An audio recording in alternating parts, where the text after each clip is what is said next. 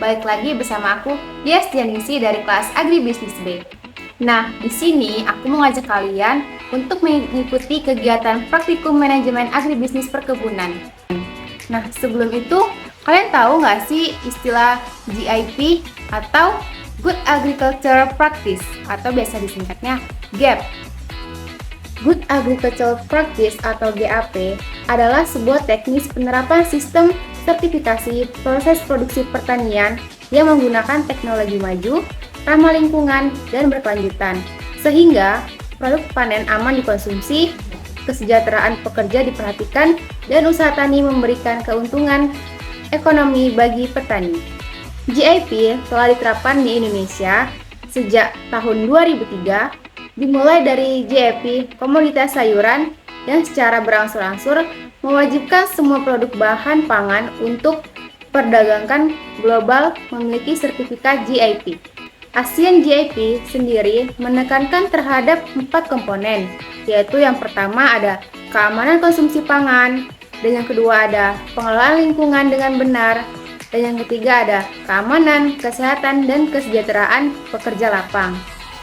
Dan yang keempat ada jaminan kualitas produk dan traceability produk. Nah, setelah kita mengenal GIP, pastinya kita akan mengetahui apa dari tujuan GIP. Tujuannya yaitu yang pertama, meningkatkan produksi dan produktivitas. Yang kedua, meningkatkan mutu hasil termasuk keamanan konsumsi. Dan yang ketiga, meningkatkan efisiensi produksi.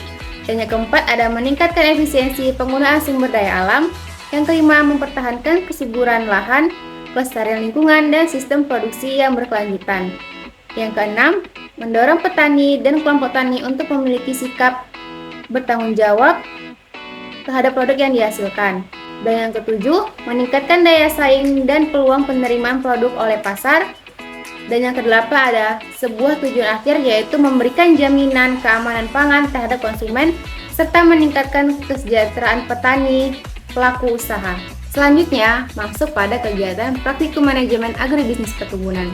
Nah, pada kegiatan praktikum manajemen agribisnis perkebunan, kami diberi arahan kepada asisten untuk mencari atau memilih sampel pohon kelapa sawit yang ada di Bakal Inkubator Agribisnis Fakultas Pertanian Universitas Riau untuk melakukan mengidentifikasi beberapa indikator.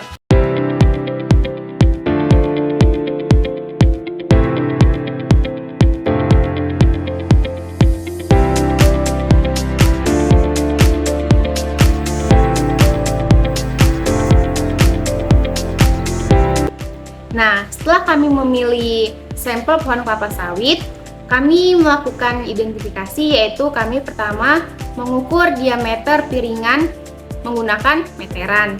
Nah, didapatkan hasil yang telah kami lakukan, hasil pengukuran diameter piringan yaitu didapatkan hasil 1,5 meter.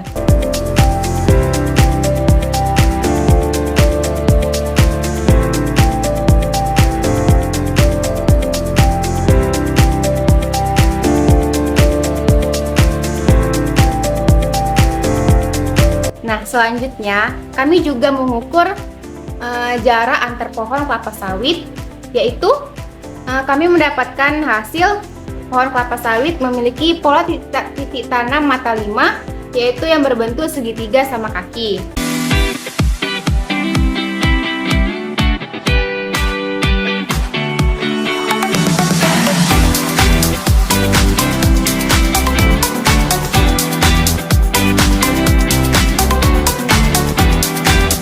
Selanjutnya ada jarak antar pohon kelapa sawit dengan gawangan mati, yaitu berjarak 8,5 meter.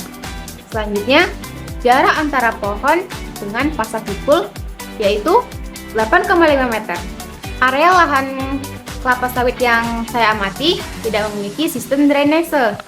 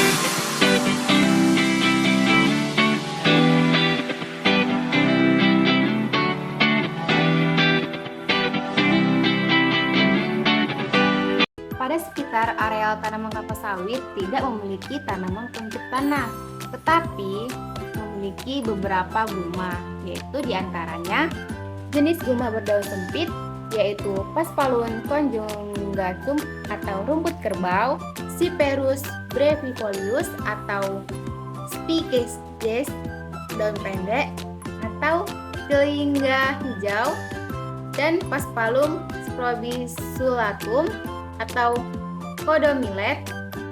Nah, selain itu ada beberapa guma juga, yaitu ada guma pakis yang terdapat pada sekitar pohon kelapa sawit, yaitu ada Silosaurus aridus atau paku kadal, Asplenium nidus atau paku sarang burung, Dahlia trisomanides atau paku kaki tupai, dan Diplasium asperum atau paku sayur.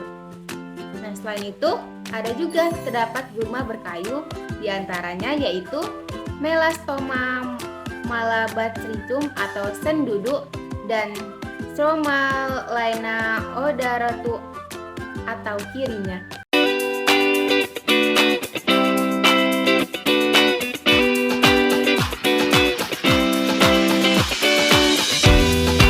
Nah, pada tanaman pohon kelapa sawit, saya mengidentifikasi tidak terdapat hama, tapi saya melihatnya ataupun mengidentifikasi terdapat satu penyakit yang terdapat di pelepah daun kelapa sawit, yaitu penyakit kuning daun atau Euserium, yaitu yang disebabkan oleh jamur patogen Ganoderma boninensis.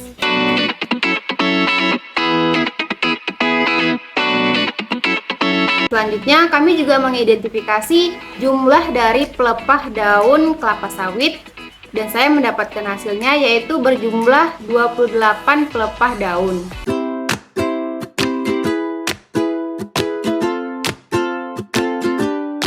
Ketika proses pemanenan berlangsung, pelepah daun yang dipangkas diletakkan di gawangan mati. Kalian tahu nggak sih berapa waktu yang ideal untuk pemanenan dalam kelapa sawit? Pada idealnya, pemanenan kelapa sawit memiliki standar 14 hari sekali dalam pemanenan. Adapun kriteria dalam pemanenan, yaitu buahnya berwarna merah keorenan dan buahnya sudah lepas atau membrondol. Nah, ada juga alat-alat yang digunakan ketika proses pemanenan, yaitu ada egre atau dodos, ada ganco, ada tojo, dan juga ada gerobak untuk membawa buahnya ke dalam pasar pikul. Pohon kelapa sawit yang saya identifikasi berumur sekitar kira-kira 15 tahun, dan jenis tanah pada tanaman kelapa pohon sawit yaitu memiliki jenis tanah inceptisol, yaitu jenis tanah yang baru dapat dikatakan mulai berkembang, yang ditunjukkan dengan tingkat kesuburan tanah yang rendah akibat ketersediaan bahan organik yang sedikit, yaitu sekitar 3%. Oke, itulah kegiatan praktikum manajemen agribisnis perkebunan. Semoga bermanfaat dan sampai jumpa di video berikutnya. Dadah.